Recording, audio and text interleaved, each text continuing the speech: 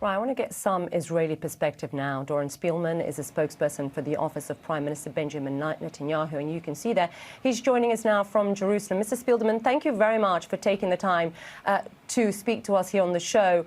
Look, we played a little clip there, but we played some yesterday in yesterday's show as well.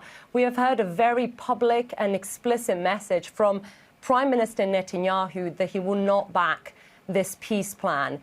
Why is the Prime Minister, sir, rejecting a plan proposed by Israel's closest ally, particularly one that calls for Hamas to disarm, and which Trump says they, Hamas, have backed?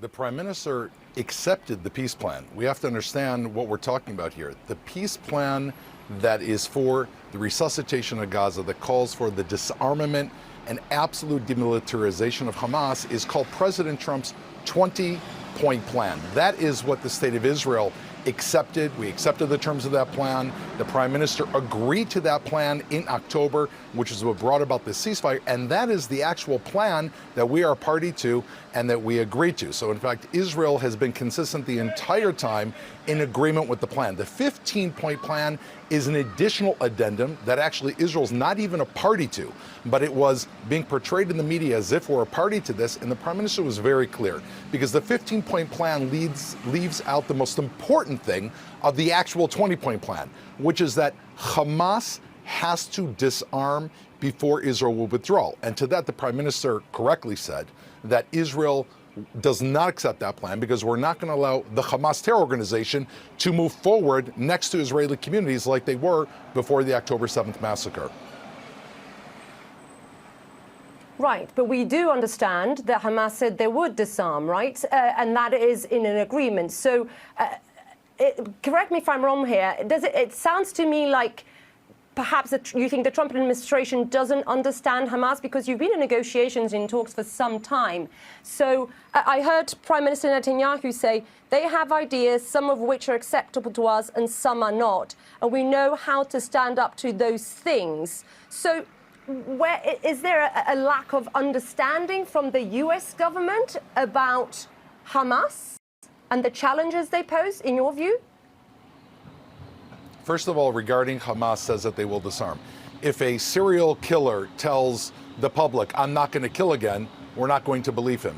Hamas is the largest terrorist serial killer in world history. They crossed over into Israeli territory and within 24 hours literally slaughtered, cut open, cut apart, killed parents in front of their children. This is the organization that say they're going to disarm. We don't need to listen to their words, Isa, because they promised to disarm in October 2025.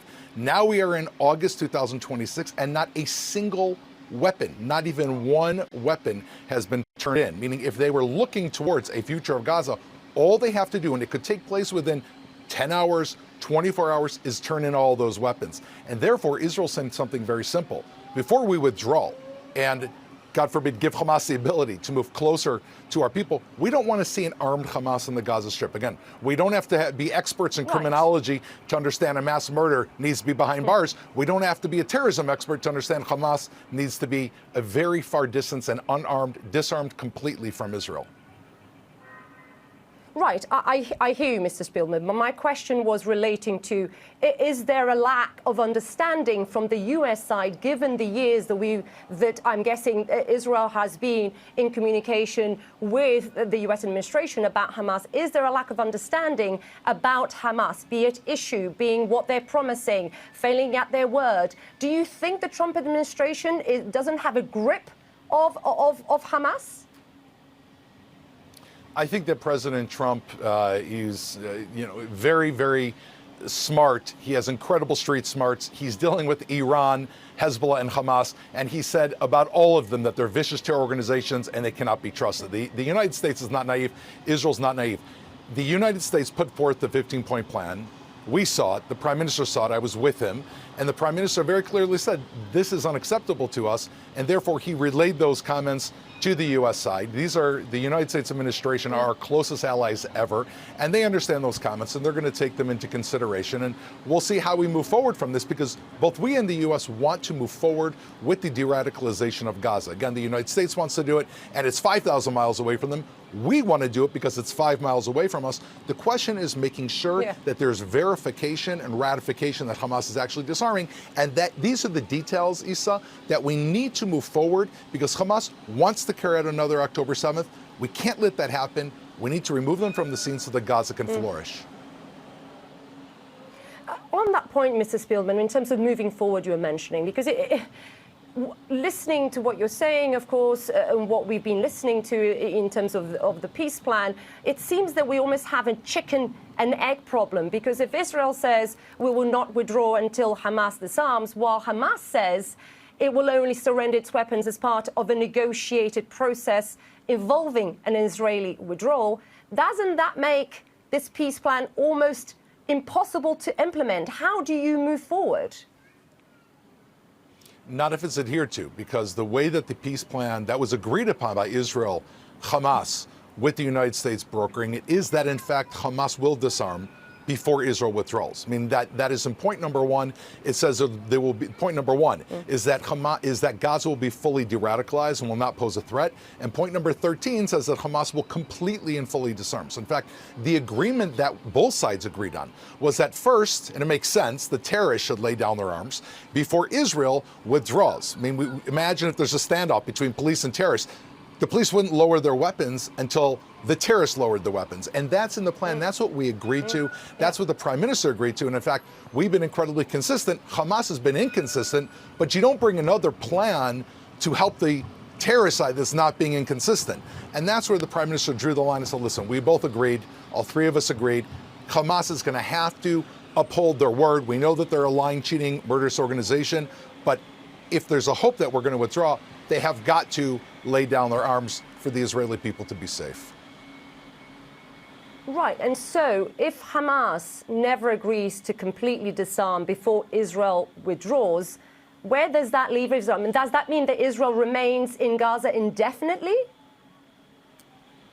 Now, Israel's not going to allow an armed Hamas to last for very long, meaning we've made it very, very clear, and the clock is ticking. We can do this the easy way, which was what we prefer, which is the 20-point plan, which is a negotiation, lay down your arms, de-radicalize, let's go about this. We don't want more war. We never asked for this. We were drawn into the worst massacre in Israeli history. That's the easy way. The hard way is if they don't disarm, Israel's not going to allow them to exist indefinitely within 5 miles of our civilian populations with arms. By the way, Issa, they are, and I saw the intelligence this morning, without going into specific detail, this morning I saw that there were violations.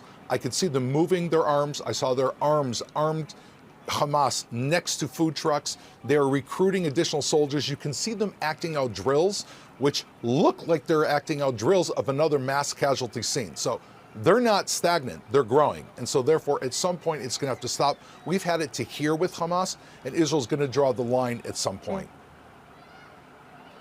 And Mr. Spielman, I appreciate you sharing that information with us. It is very important. I do want to go to focus on Gaza, if I may, because when the ceasefire was signed in 2025, Israeli forces withdrew to a demarcation line. I'm going to ask my producer to bring up the map because I think that's important.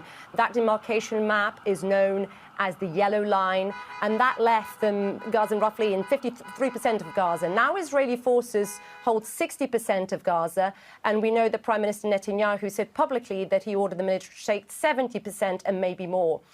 What does controlling 60%, then 70% or more achieve that controlling 53% did not?